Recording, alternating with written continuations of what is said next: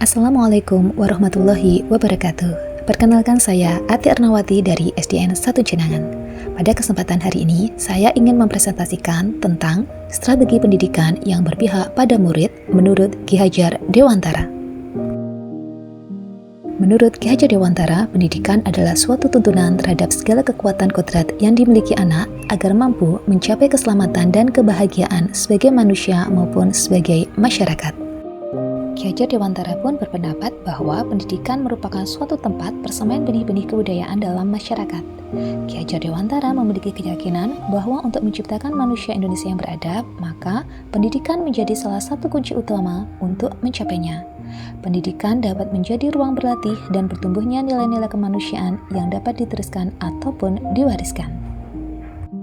Lantas, bagaimanakah pemikiran Ki Hajar Dewantara terkait pendidikan? Menurut Ki Hajar Dewantara, dalam pendidikan, seorang guru harus mampu memahami karakter muridnya. Dengan memahami karakter dan watak dari muridnya, guru akan mampu menciptakan pembelajaran yang sesuai dengan murid-muridnya sehingga akan tercipta pembelajaran yang menyenangkan.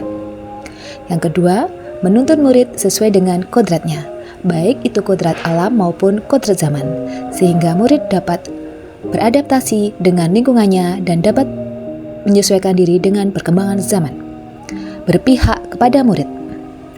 Ki Hajar Dewantara mengistilahkannya sebagai menghamba pada murid.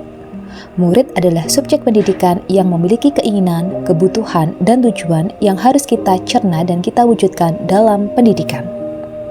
Memahami tujuan pembelajaran. Setiap pembelajaran pasti memiliki suatu tujuan tertentu. Oleh karenanya, seorang guru harus fokus dalam mencapai tujuan tersebut agar pendidikan dapat berjalan dengan terarah. Untuk mewujudkan pendidikan yang berpihak pada murid, kita dapat melaksanakan tugas kita sebagai guru dengan berpegang pada trilogi semboyan Ki Hajar Dewantara, Engar Sosung Tulodo, Eng Madya Mangunkarso, Tut Wuri Handayani. Sebagai seorang guru, ketika di depan kita harus mampu memberikan contoh yang baik untuk peserta didik kita.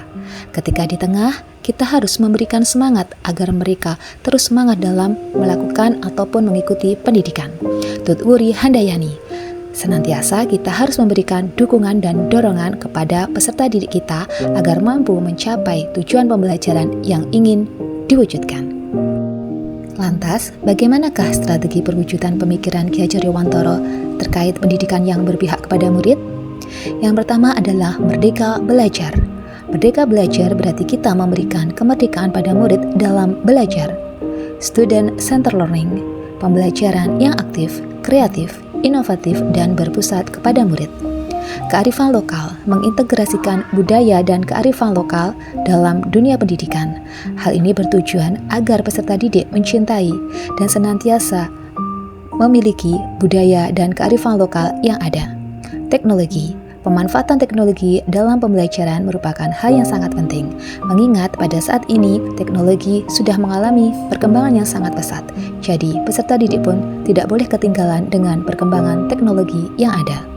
Tantangan apa saja yang muncul ketika kita ingin mewujudkan suatu pendidikan yang berpihak kepada murid? Yang pertama adalah teacher-centered learning, di mana masih banyak guru yang menerapkan sistem teacher-centered learning, yaitu pembelajaran yang berpusat pada guru. Pembelajaran ini menyebabkan siswa menjadi tidak aktif. Siswa menjadi pasif selama proses pembelajaran. Mereka tidak bisa menuangkan ide-ide mereka, kemampuan mereka, bakat mereka, sehingga pembelajaran menjadi tidak efektif bagi siswa. Yang kedua adalah rendahnya semangat dan motivasi belajar. Hal ini muncul dikarenakan pembelajaran yang dilakukan guru terkesan monoton dan tidak variatif. Yang ketiga adalah dukungan orang tua. Rendahnya dukungan orang tua dalam pendidikan anaknya menyebabkan proses pendidikan menjadi terhambat.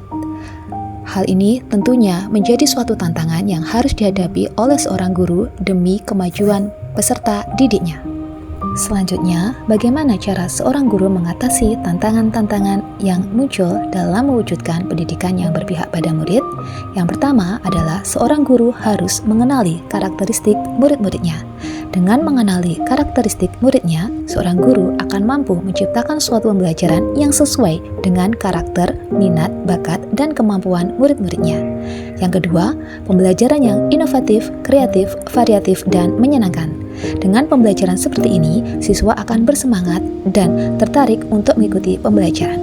Yang ketiga adalah komunikasi dengan orang tua. Komunikasi dengan orang tua merupakan hal mutlak yang harus dilakukan guru agar pembelajaran dapat berjalan lancar baik di sekolah maupun di rumah. 4. Konsisten dalam mendidik dan mengembangkan diri.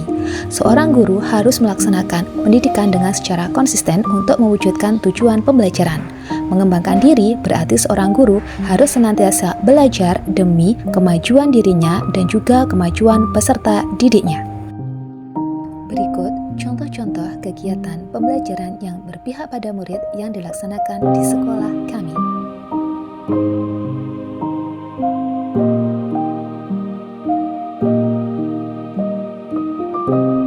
Jadilah guru yang menuntun, memberikan teladan, motivasi, dan dorongan dengan menciptakan pembelajaran yang berpihak pada murid. Wassalamualaikum warahmatullahi wabarakatuh.